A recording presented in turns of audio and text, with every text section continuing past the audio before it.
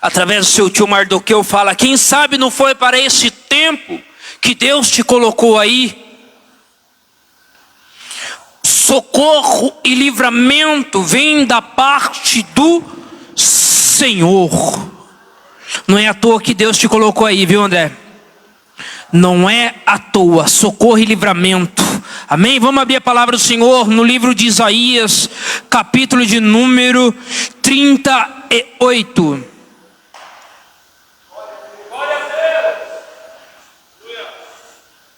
Isaías, capítulo de número 38.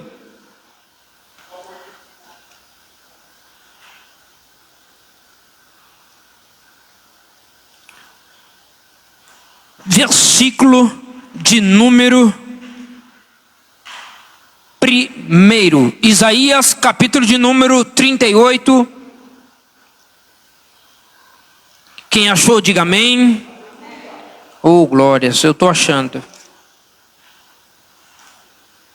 Naqueles dias, Ezequias adoeceu de uma enfermidade mortal.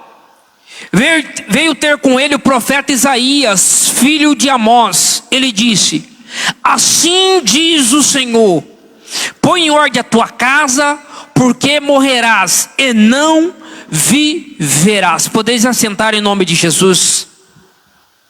Amém. Livro do profeta Isaías, que se retrata essa passagem em 2 Reis, capítulo de número 20, e no livro de Crônicas, capítulo de número 32. E Isaías traz à memória essa passagem do rei Ezequias. Então, rei Ezequias estava sofrendo 2 ataques. Primeiro ataque é pelo rei da Síria, chamado Senaqueribe, que a invadir, cercou todo Israel, toda Jerusalém, e ia exterminar, desde o menor até o maior. Então ali Ezequias se viu encurralado, porque o exército de Israel não podia contra o exército do rei assírio, Senaqueribe. Então iria destruir, arrasar e acabar com Jerusalém e Judá e todos os seus habitantes. Senaqueribe, diferente de outros reis, ele não queria trazer para exílio, ele não queria aprisionar, ele queria exterminar. Exterminar, porque é diferente quando você vai arrancar algumas ervas daninhas. Se você arranca algumas e deixam outras, daqui a pouco tudo se volta. Senaqueribe não.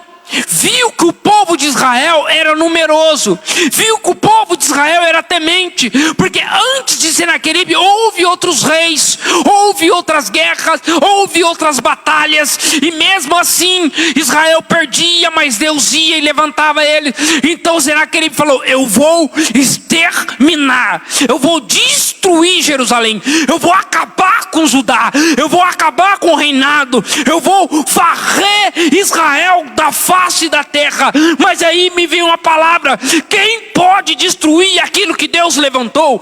Quem pode derrubar aquilo que Deus colocou de pé? Ah, Deus é poderoso, porque através da mão o próprio Ezequias primeiro veio Senaqueribe tentar destruir ele. Nós vemos então uma batalha física. Ezequias então vivia uma tribulação externa. Só que não vivendo somente uma tribulação externa, ele tinha também uma tribulação interna. Porque o rei de Israel adoece. Não é uma gripe qualquer. Adoece de uma doença mortal. E o povo, o exército de Israel se abala. Porque como nós vamos lutar se o nosso rei está doente? Como que nós vamos sair a peleja se o nosso Deus, se o nosso rei não está aqui para motivar, para impulsionar, para ir à frente, para falar o que Deus tem a dizer? Mas Ezequias ora ao Senhor. Enquanto ele orava ao Senhor, Está lá no Isaías capítulo 37. Deus envia um anjo do Senhor e feriu no arraial dos assírios 185.000. E quando se levantaram os restantes pelas manhãs, eis que todos estes eram cadáveres. Lembra do salmista? O choro pode durar a noite toda, mas a alegria vem ao amanhecer.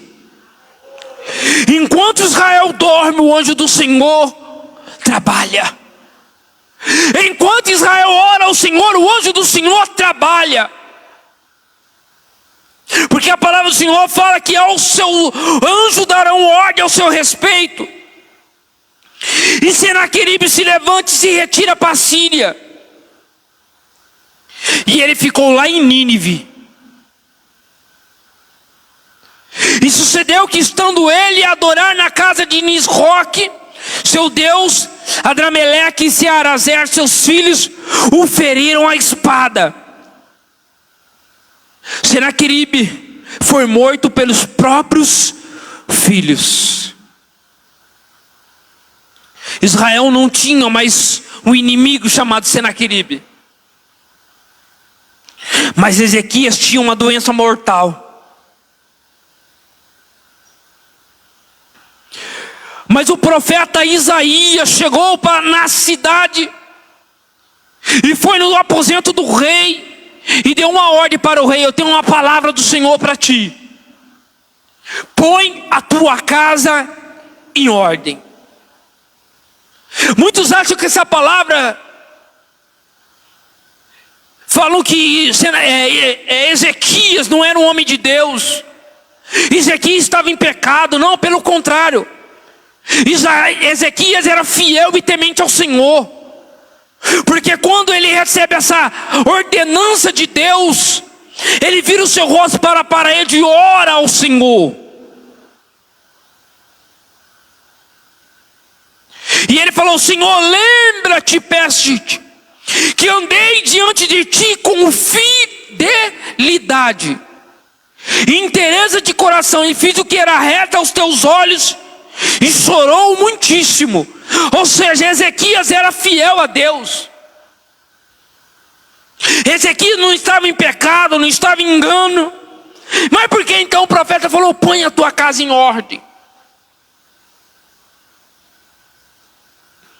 O interessante é que não deu nem tempo a tamanha intimidade que Ezequias tinha com o Senhor, que quando Isaías estava no átrio do palácio, Deus falou assim: Isaías, volta. Volta, porque eu tenho uma nova palavra para esse homem de Deus. Sabe por quê? Uma oração pode acabar com a mais feroz tempestade da vida. Ezequias orou, e Deus, de íntima compaixão e misericórdia, acabou com a mais feroz tempestade da vida. Porque ele entendeu o que é pôr a casa em ordem. Ele entendeu que não era com ele o problema. Ele estava certo com Deus. Ele entendeu, ele falou assim: Senhor, lembra-te que eu andei fiel, reto ao Senhor, temente a ti, com interesse de coração. Ou seja, aquele que entregou o coração voltado ao Senhor. O interessante é que nessa oração dele ele não murmurou. Sabe por quê? A murmuração é uma intercessão diabólica. Quando você murmura, você está intercedendo com o diabo, contra Deus. Ezequias não murmurou: Deus, mas daquela vez eu fiquei em jejum. Senhor, mas daquela vez eu fiz isso. Senhor, mas daquela vez eu fiz aquilo. Não, ele não murmurou, e sim ele orou ao Senhor. Porque a oração do justo pode muito os seus efeitos. Ezequias era um homem de Deus. Deus não estava falando para Ezequias da sua casa física, para ele organizar humanamente. Deus não estava falando para ele, vamos arrumar a nossa casa natural, não. Deus estava falando para Ezequias: Ezequias, põe a tua casa em ordem. Põe o espiritual em ordem. Porque quando o espiritual estiver em ordem, o natural também estará em ordem. Ezequias, Deus não está preocupado com você, Ezequias. Deus está preocupado com a geração. Deus está preocupado com seu filho Manassés. Eu estou preocupado com a minha nação, Ezequias. Eu sei que você é fiel a mim. Eu sei que você se entregou de coração. Ei, mas qual é o legado que você tem deixado? Eu estou preocupado com a minha geração. Eu estou preocupado com a geração futura, com seu filho Manassés. Eu estou preocupado com a próxima geração, que viveria um avivamento para o mal. Uma geração que viveria um distanciamento de Deus sem precedente. Deus não está preocupado com você, Deus está preocupado com os seus filhos. Deus está preocupado com os filhos dos seus filhos. É isso que Deus estava querendo dizer para Ezequias: Ezequias, coloca a tua casa em ordem. Como Deus falou para o profeta lá, quando Deus chamou Samuel, chamou Eli: Eli, põe a tua casa em ordem. Não estava falando para o profeta, estava falando para os teus filhos: Eli, põe a tua casa em ordem. Põe os teus filhos. Assim como eu revelei para você, apresenta o Deus que você conhece, Eli. Era essa a preocupação de Deus para Ezequias: Ezequias, põe o teu filho em ordem. Põe essa geração em ordem. Deus não queria que Ezequias deixasse para os filhos somente uma herança. Porque herança é aquilo que eu posso deixar para os outros. Herança é aquilo que eu posso deixar para alguém. Eu morro, vou deixar para os meus filhos isso, aquilo. Tem outros que até matam para ter acesso à herança. Quantos filhos não mataram o pai por causa de herança? Lembra do filho pródigo? Pai, eu quero a minha herança. Eu quero a minha parte. O filho estava preocupado com a herança. Mas o pai não estava preocupado com a herança, porque tudo isso passa. Você quer? Tó. Quando o pai entregou para o filho a herança, quando o filho retorna e reconhece que errou, ele conhece do pai. Ele recebe do pai não mais uma herança, mas um legado. Mas um legado, porque o legado é aquilo que você deixa em alguém. Herança é aquilo que eu deixo para alguém. Legado é aquilo que eu deixo em alguém. O pai deixou, eu falei assim: eu sei que o coração do meu pai não estava na herança. Eu sei que o coração do meu pai não estava no dinheiro, na posse, mas o coração do meu pai estava voltado em mim, em ver eu assentado à mesa, em tratar bem, em ser justo. Você acha que aquele filho não aprendeu nada naquela lição? Você acha que aquele filho não aprendeu nada? Que quando ele lembrou, até o jornaleiro, até os empregados do meu pai comem melhor, é tratado melhor, e eu estou aqui na lama, eu estou aqui no chiqueiro. Então Deus queria que Ezequias não deixasse uma herança apenas. Eu não quero, Ezequias, que você deixe apenas o trono. Eu não quero, Ezequias, que você deixe apenas o cetro, a coroa, a herança. Eu quero que você deixe em seus filhos um legado. Por isso que a palavra de Deus fala: o fogo arderá continuamente e não se apagará. É isso que eu quero que você deixe em seu filho: a fome, a sede, o fogo em me buscar. É isso que eu quero que você deixe neles, Ezequias. Muito mais que problemas relacionais, nós acabamos criando problemas espirituais. Talvez Ezequias não queria se dispor com os filhos. Talvez Ezequias não queria criar um problema relacional. Mas quando nós negligenciamos um problema relacional, nós criamos problemas espirituais. Nós criamos problemas espirituais. Sabe o que diz lá em Mateus 27?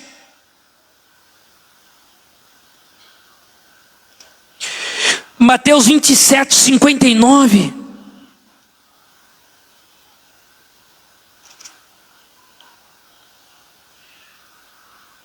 E José, tomando o corpo, envolveu-se num pano limpo e o depositou no seu túmulo novo que fizeram abrir na rocha. Enrolando uma grande pedra para a entrada do sepulcro, se retirou. Achavam-se ali sentados em frente da sepultura Maria Madalena e a outra Maria.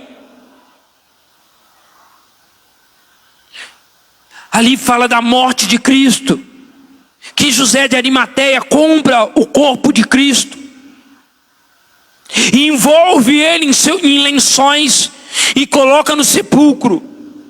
Mas olha que interessante, no capítulo 64, ordena, pois, que o sepulcro seja guardado com segurança até o terceiro dia, para não suceder que, vindo os discípulos, o roube, e depois diga ao povo: ressuscitou dos mortos, e será o último embuste pior que o primeiro. É ordenado guardas para guardar o sepulcro de Jesus, para que os discípulos não removessem a pedra e não tirassem de lá. Então os guardas no sepulcro impediram os discípulos de entrar, mas não impediu Jesus de sair. Os guardas impediu os discípulos de entrar, mas não impediu Jesus de sair. Eita, Jesus, quando ele entra, ninguém tem o poder de segurar. Jesus entrou com feridas abertas. Jesus entrou com feridas abertas, mas quando ele saiu com feridas fechadas, porque essa é a presença de Deus. Talvez nós entramos aqui com feridas abertas, com mágoas, com rejeições, mas se nós deixar os médicos dos médicos, nós vamos sair daqui com feridas fechadas.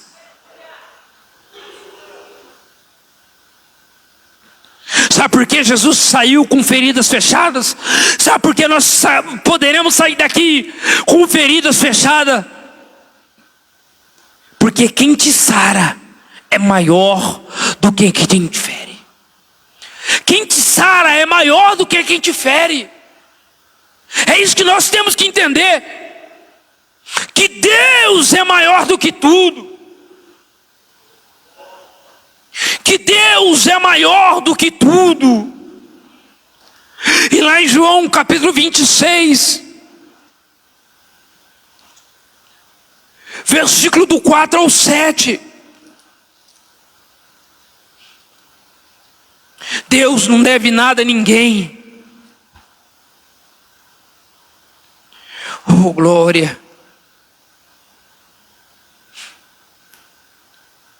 Quando Jesus ressuscita,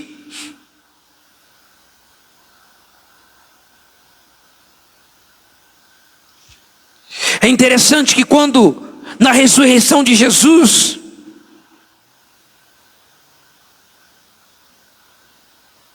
ambos corriam juntos, João capítulo 20. Mas outro discípulo corria mais depressa do que Pedro, e chegou primeiro ao sepulcro, e abaixando-se viu os lençóis de linho, todavia não entrou.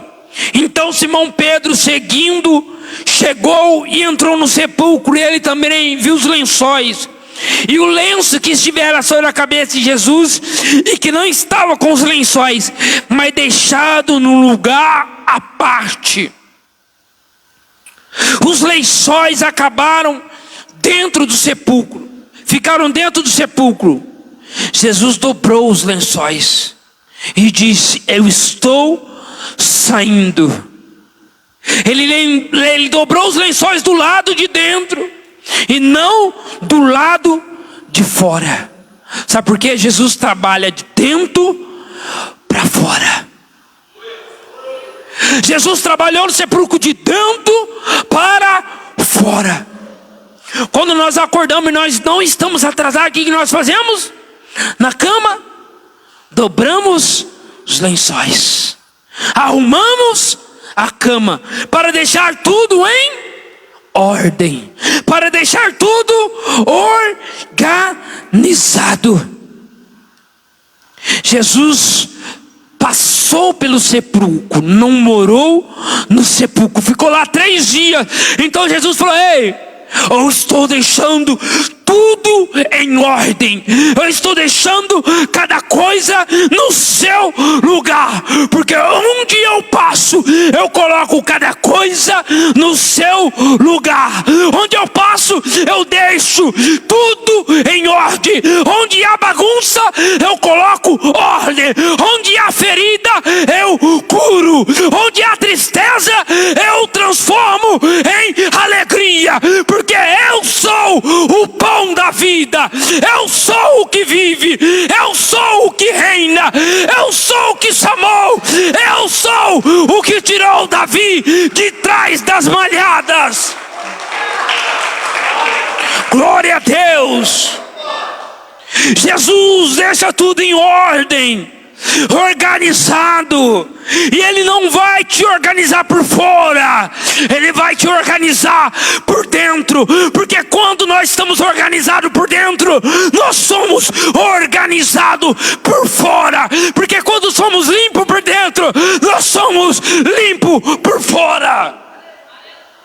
Lembra quando alguns dos médicos falaram assim: os seus discípulos comem sem lavar a mão? O que Jesus respondeu? O que contamina o homem não é o que entra, mas o que sai. Porque quando sai, é o que eu tenho no coração. Por isso que nessa noite Deus vai nos organizar de dentro para fora. E por que Jesus não levou a roupa?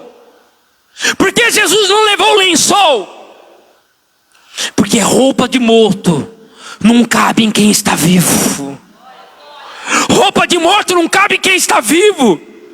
Quando eu era morto, eu vivia daquele jeito. Agora Jesus já me libertou. Eu já ressuscitei, eu não preciso mais delas. Interessante, Deus estava levando você, vai ter que aprender. Com isso nós temos que aprender, porque para onde Deus está nos levando, nós vamos ter que aprender que muitas das vezes nós vamos ter que deixar algumas coisas para trás. São fases. Quando Jesus estava no sepulcro, Ele deixou os lençóis para lá atrás, porque é uma nova fase. Nós vamos ter que aprender que na nova fase que Deus vai nos colocar, nós vamos ter que deixar algumas coisas para trás. Sabe o que Paulo fala em Filipenses capítulo 3, verso 13? Porque Deus é quem efetua em vós. Ali capítulo 2. Capítulo 3, verso de número 13. Irmãos, quanto a mim, não julgo ter alcançado, mas uma coisa faço, esquecendo-me das coisas que para trás ficam e avançando para as que diante de mim estão, prossigo para o alvo, para o prêmio da soberana vocação de Deus em Cristo Jesus. Se Paulo ficasse se remorrendo, ele não avançaria. Nós temos que avançar. E para nós avançarmos, nós temos que deixar coisas para trás. Nós temos que deixar coisa para trás. É isso que Deus estava falando para Ezequias. Ezequias,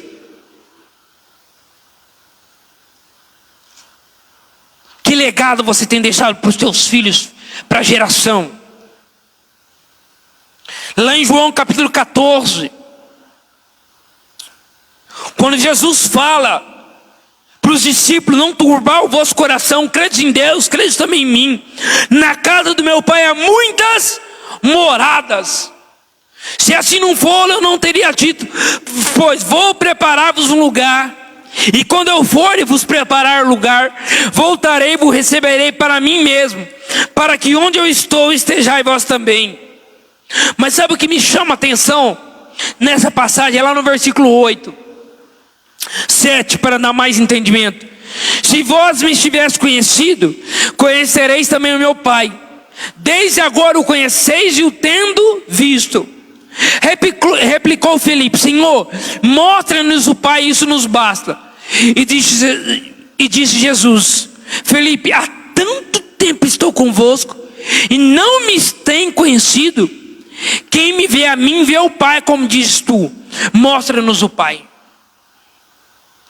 Às vezes nós estamos tanto tempo na igreja e estamos pedindo um sinal, querendo conhecer Jesus, querendo ver Deus.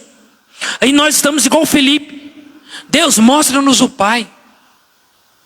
Eu e o Pai somos um. Se você não me reconhece como um pai, você não me reconhece como filho. Se você não me reconhece como um filho, você não me reconhece como um pai, porque eu e o Pai somos um.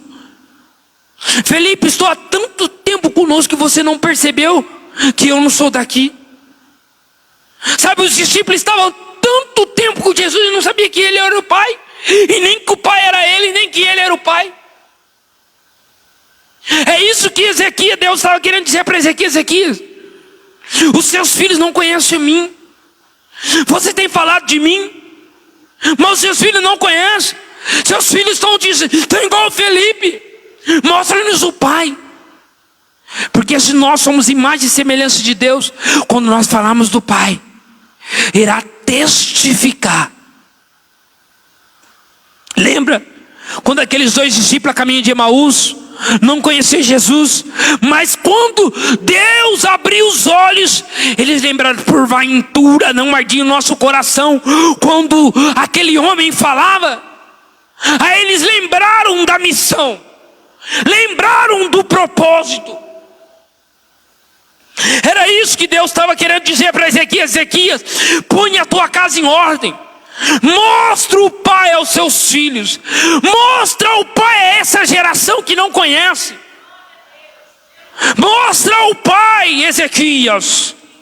Porque você vai morrer uma hora ou outra. Ou daqui 15 anos, ou daqui 15 dias você vai morrer. Mas qual é o legado que você vai deixar? Lá em João capítulo 6, versículo número 48.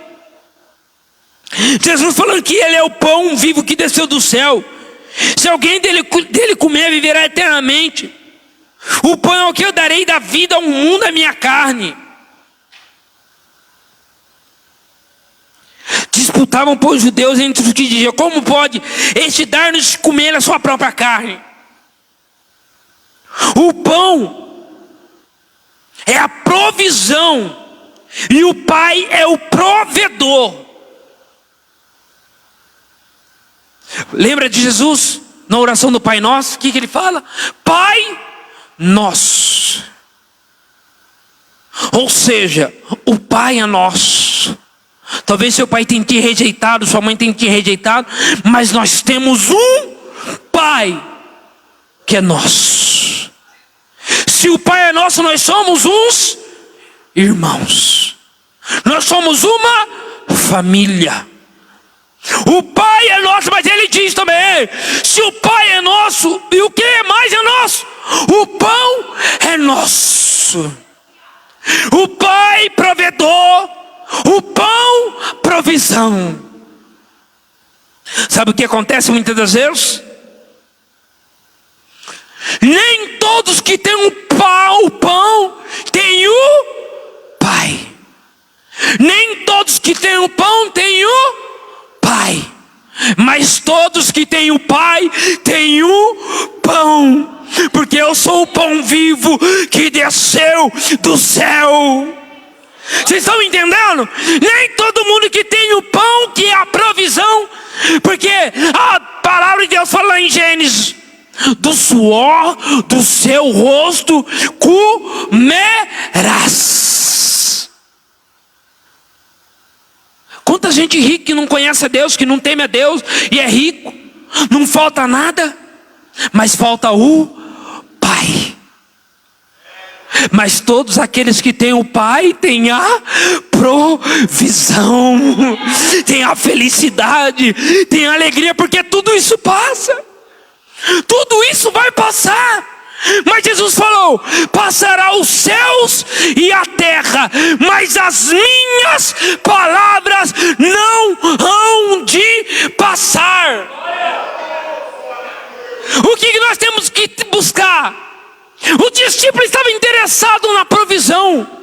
Nós estamos interessados no provedor. Porque aquele que provê tudo, e a terra e os céus. Lembra que Davi falou: fui moço e agora sou velho.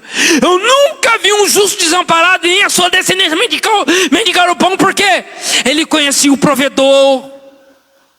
Lembra de Paulo que ele falou: aprendi a ter e aprendi a não ter.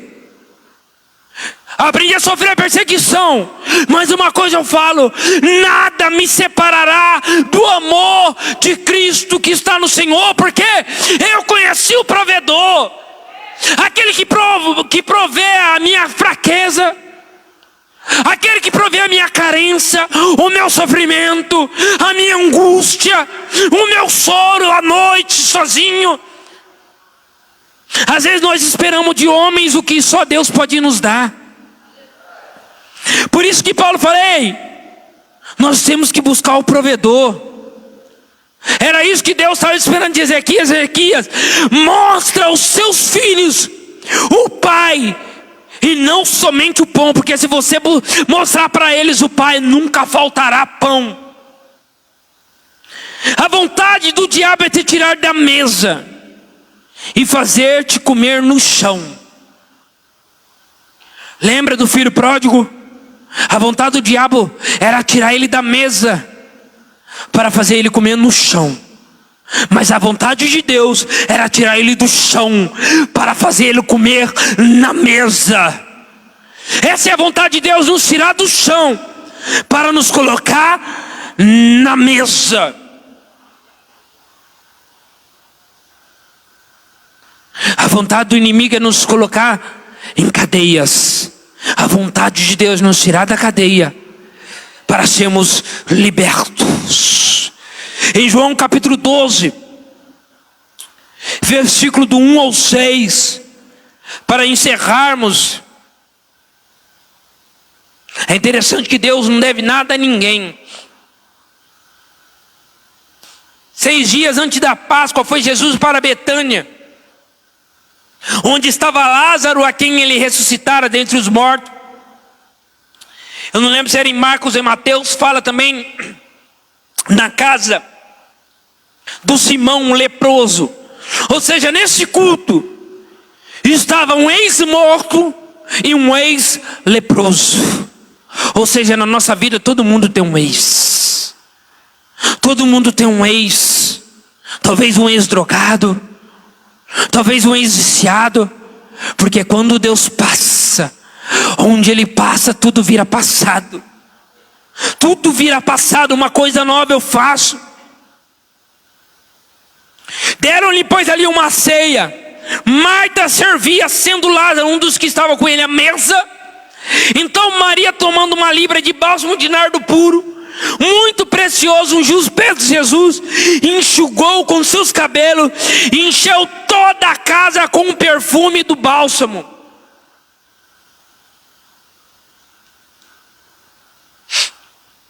Olha que tremendo. Maria pega o mais precioso bálsamo e derrama aos pés de Jesus. Ela unge Jesus, mas Deus não deve nada a ninguém. Porque através de quando ela derrama nos pés de Jesus, e ela tira o lenço que cobria a sua cabeça, porque era natural da época, as mulheres cobriam as cabeças com os lenços, e ela enxugava os pés de Jesus. com os seus cabelos, a unção vem como? Ela foi para ungir Jesus, mas ela saiu ungida, sabe por quê?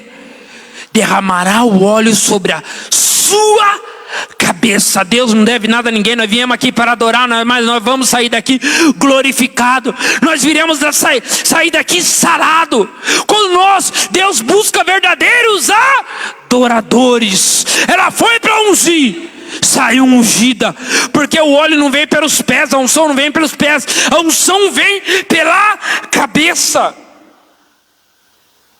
Ela foi ali para ungir e saiu dali ungida.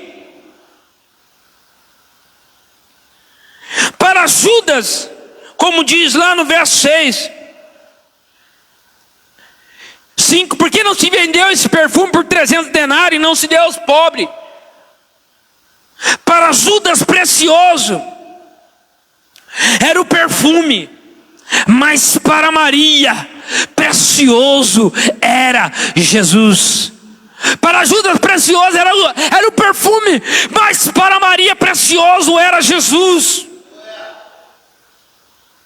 Jesus não te encontrou livre para te fazer preso, mas Jesus te encontrou preso para te fazer livre.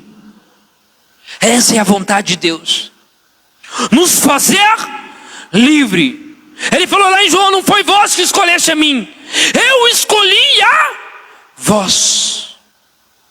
E ele diz mais: aquele que estiver em mim e eu estiver em vós darão muitos frutos, porque sem mim nada podeis fazer. É isso que Deus nos quer, que nós apresentemos o Pai para essa geração que não o conhece, que só ouviu falar. Amém? Se coloque de pé em nome do Senhor Jesus.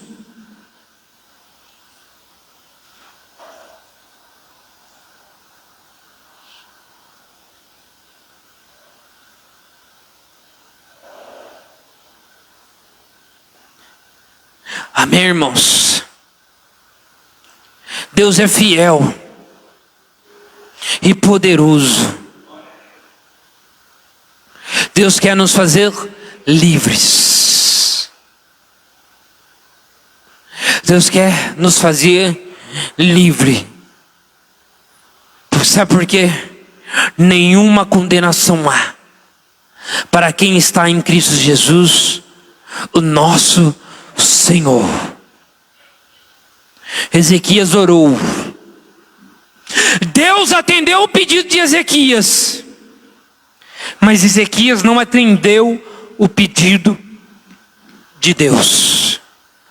Que não sejamos como Ezequias, que Deus atenda o nosso pedido, mas que nós possamos atender o pedido de Deus. Mostra o Pai a essa geração. Agradeço a oportunidade em nome de Jesus.